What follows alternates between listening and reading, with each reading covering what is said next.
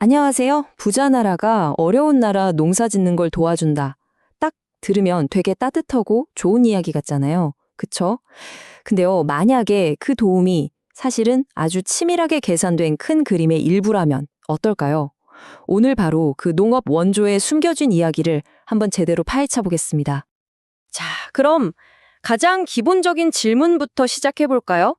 아니, 도대체 잘 사는 나라들은 왜 그렇게 많은 돈, 수십억, 수백억씩 써가면서 다른 나라 농업을 도와주는 걸까요?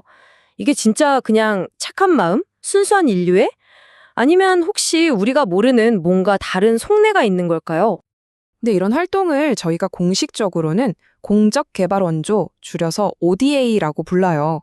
여기서 키워드는 바로 공적이라는 말이에요. 이게 무슨 뜻이냐면 개인이 그냥 봉사활동 가는 게 아니고요. 국가가, 그러니까 우리 세금을 써서 다른 나라, 정부를 공식적으로 돕는 거다. 바로 이겁니다. 자, 그럼 ODA라는 게 그냥 돈만 딱 보내주고 끝나는 걸까요? 에이, 전혀 아니죠. 생각보다 훨씬 더 체계적이고 또 여러 가지 방식이 숨어 있습니다. ODA는요, 크게 보면 얼굴이 두 개예요. 하나는 무상 원조, 말 그대로 공짜로 주는 거예요. 갚을 필요 없이 그냥 주는, 선물 같은 거죠. 기술을 전수해주거나 전문가를 보내주는 것도 다 여기 포함돼요.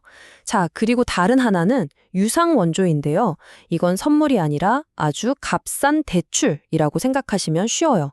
거의 이자 없이 돈을 빌려줄 테니 나중에 꼭 갚아라 이거죠. 보통 도로를 짓는다거나 댐을 짓는다거나 하는 큰 사업에 이 유상 원조가 쓰입니다. 그리고 이런 ODA를 어느 한 군데서 다 하는 게 아니에요. 마치 오케스트라처럼 여러 기관이 딱 자기 역할을 맡아서 움직입니다. 예를 들면 한국국제협력단, 우리가 흔히 코이카라고 부르죠. 그리고 농림축산식품부, 또 농촌진흥청 같은 곳들이 다 각자 파트가 있는 거예요. 어떤 곳은 전체적인 큰 그림을 그리고 또 어떤 곳은 전문 기술을 가르쳐주는 시기죠. 아무래도 이렇게 전문 분야별로 나눠서 하는 게 훨씬 효율적이겠죠? 자, 그럼 이제 딱딱한 이론 얘기는 그만하고 실제 사례를 한번 들여다볼까요? 한국이 정말 야심차게 추진하고 있는 대표적인 농업 ODA 프로젝트가 있거든요. 바로 K-라이스 벨트인데 이걸 보면 이런 개념들이 실제로는 이렇게 움직이는구나 하고 바로 감이 오실 겁니다. 이 K-라이스 벨트 목표가 아주 명확하면서도 굉장히 대담해요. 뭐냐면 우리나라의 통일벼처럼 수확량이 엄청나게 많은 우수한 벼 품종 있잖아요.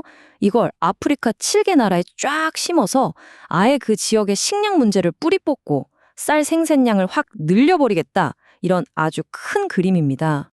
계획도 아주 체계적으로 짝 3단계로 짜여 있어요. 자, 1단계는 뭐냐? 일단 한국 쌀이 아프리카의 그 뜨거운 기후에서도 잘 자라도록 품종을 개량하는 거예요. 그리고 2단계, 이렇게 만들어진 아프리카 맞춤형 슈퍼 종자를 대량으로 생산할 수 있는 시설을 현지에 짓습니다. 마지막 3단계는 이제 이 좋은 종자를 현지의 농부들한테 쫙 나눠줘서 실제로 쌀 수확량이 늘어나게 만드는 거죠. 아주 명쾌하죠? 와, 계획만 들으면 진짜 완벽해 보이잖아요? 근데요, 바로 여기서 아주 근본적인 질문 하나가 딱 떠오릅니다. 근데 아프리카 사람들이 원래 쌀을 주식으로 먹었나? 그 사람들한테 지금 당장 필요한 게 과연 한국식 쌀이 맞을까? 바로 이 질문. 이 질문이요, 좋은 의도로 시작된 ODA가 마주하는 가장 큰 딜레마로 우리를 안내합니다. 네, 맞습니다. 바로 모든 원조 프로젝트의 한가운데에는 이 돕는 자의 딜레마라는 아주 어려운 숙제가 놓여 있어요. 이 딜레마는 딱 이 저울 같아요. 자, 저울 한쪽에는 뭐가 있냐? 받는 나라가 원하는 것이 있어요. 그쪽에서 우리 물이 없으니까 우물 좀 파주세요 하면 그래, 알았어 하고 우물을 파주는 거죠. 아주 직접적이죠.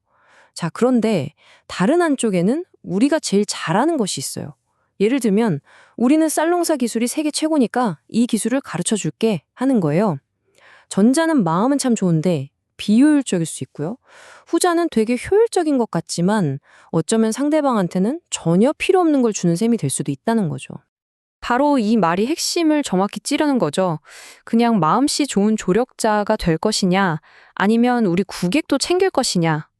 이게 그냥 뭐 책상에 앉아서 하는 그런 탁상 공론이 아니고요. ODA 현장에서는 정말 매일매일 부딪히는 아주 현실적인 고민이라는 겁니다. 그리고 이 딜레마가 우리나라 ODA 기관들의 역할 분담에서도 딱 보여요. 예를 들어 코이카는 좀 선한 조력자 쪽에 가까워요.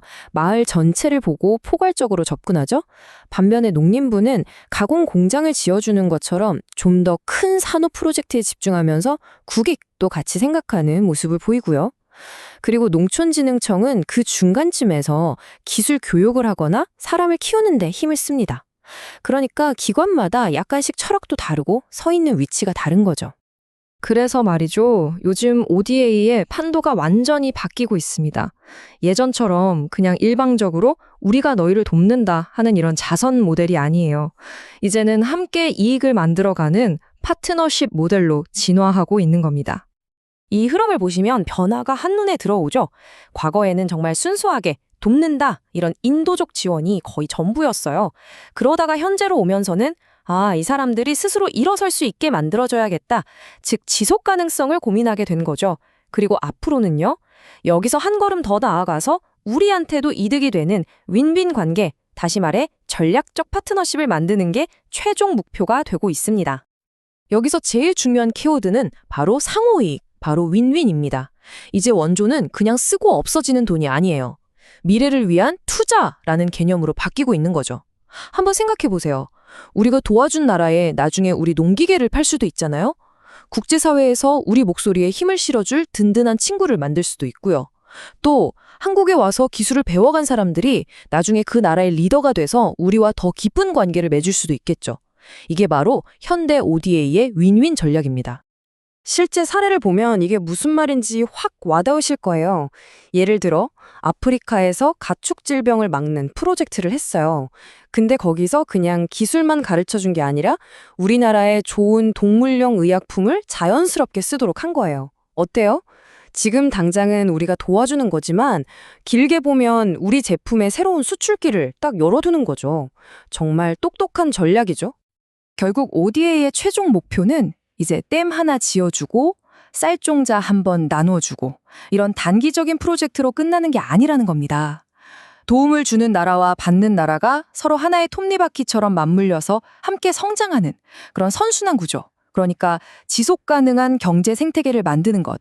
이게 바로 미래 ODA가 나아가야 할 방향인 거죠. 이렇게 보니까 농업 원조라는 게 그냥 착한 일이 아니죠. 국익과 인류애가 아주 절묘하게 교차하는 정말 고도의 외교 전략인 셈입니다. 자, 오늘 이야기를 마무리하면서 여러분께 이 질문을 한번 던져보고 싶네요. 모든 것이 거미줄처럼 얽혀있는 지금 이 세상에서 과연 누군가를 돕는다는 게 정말로 한쪽만 주기만 하는 그런 일방통행일 수 있을까요?